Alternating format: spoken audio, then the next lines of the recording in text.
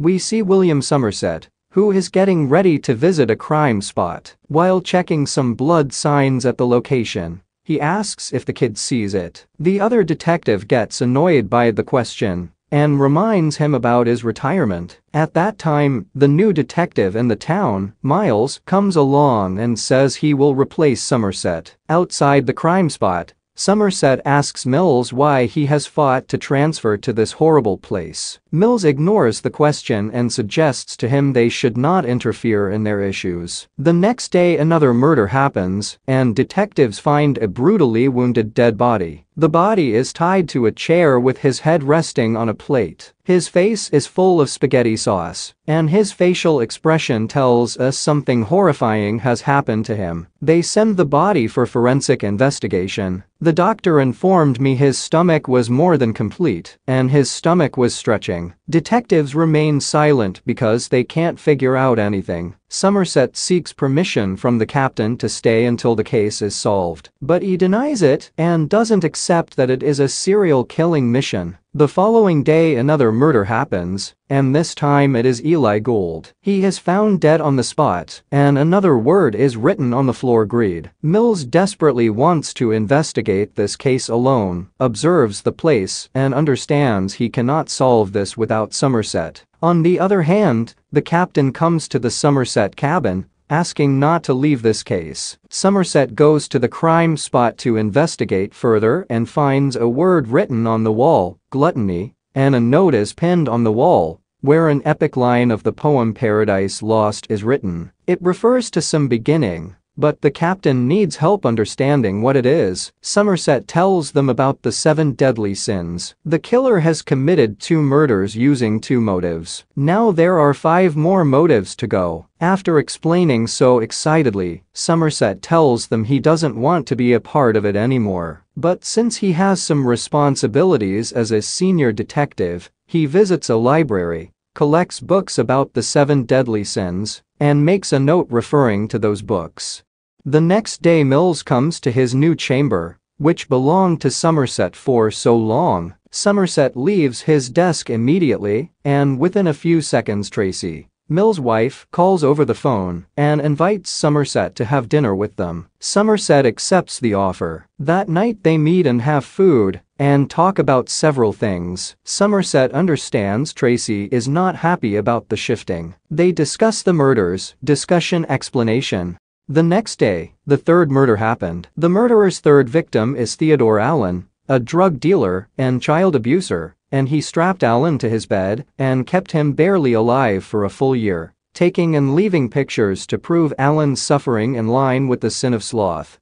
The next day they fix a man who will give them the list of names of the latest readers of books about the 7 deadly sins. At this point, we learn about a secret that the American Detective Force (FBI) secretly spies on people reading violent, punishment-related books. They do it to solve murder cases promptly. A secret FBI guy gives them a list of all the deadly sin-related book readers' names. They take the name Jonathan Doe and go to his apartment. When they see him coming from a corridor, he abruptly attacks them, and a chase starts among them. At last, they can't find him. Mills gets shot. Mills angrily returns to the apartment and is about to attack him, but Somerset holds him back and tells him they can't do that. They have no reason to accuse him because they are illegally here. But Mills doesn't listen and pushes the door. The moment they break into the apartment, they sense something fishy. They come out of the room and call more cops to go and investigate. They interview the neighbors and collect statements. All the detectives and cops surround the apartment and scrutinize everything, and they become sure about who the killer is, and that this apartment is the shelter. Every investigator carefully touches things,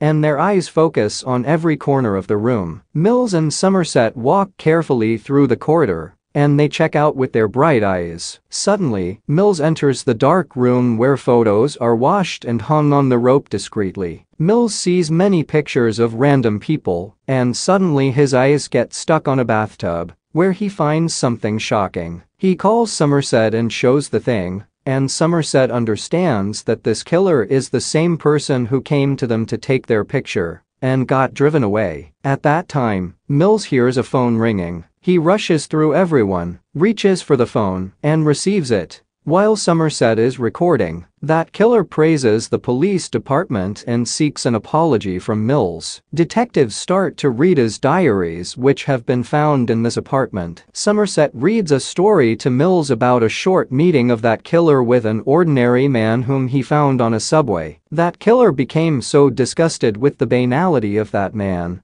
that he threw up on him out of disgust. The department looks over the photos and finds a prostitute's photo. The next day they get the lust victim's dead body, who is a slut, and find a man who raped her with a blade belt. They interrogate the rapper, who tells them he didn't do it deliberately. A man made him do it, pointing a gun at his head. The next day they get another surprise, the pride victim who is a model. John Doe disfigures her face, and for that reason, she takes her life by herself. When Mills and Somerset can't understand how they will catch him, dispelling all the tensions, the killer comes to their office and surrenders himself, skinning off his fingers. Since there is no proof against him, they cannot send him to prison so quickly, but he offers a way of making him confess his crime. Mills and Somerset have to take him to a specific location, where they will get the envy and wrath of the dead body. They agree on it and decide to finish the game.